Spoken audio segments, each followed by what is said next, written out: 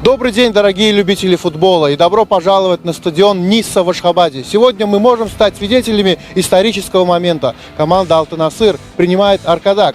Лидер чемпионата Туркменистана Аркадак опережает идущий вторым Алты-Насыр на 13 очков. И в случае сегодняшней победы может обеспечить себе серьезный гандикап и досрочно стать чемпионом высшей лиги Туркменистана. Между прочим, впервые в своей истории.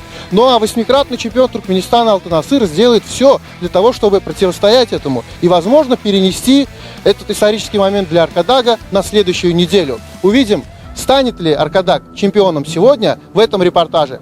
Футболисты Аркадага с первых минут захватили инициативу в матче, и только уверенная игра голкипера Алты-Насыра не позволяла им открыть счет на протяжении долгого времени. На 44-й минуте усилиями Вельмирата Балакова Аркадак все же сумел прорвать оборону соперника и забить гол под занавес первого тайма.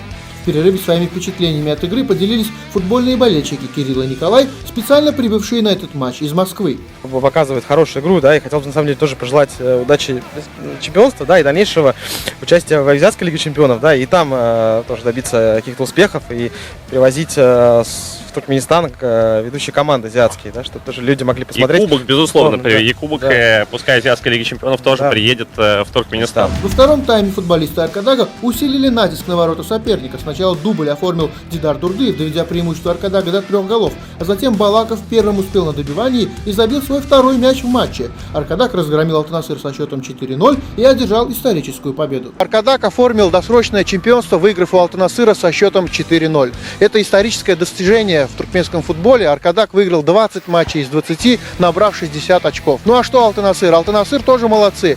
В этом году они будут вице-чемпионами, завоюют серебряные медали. Желаем им успехов.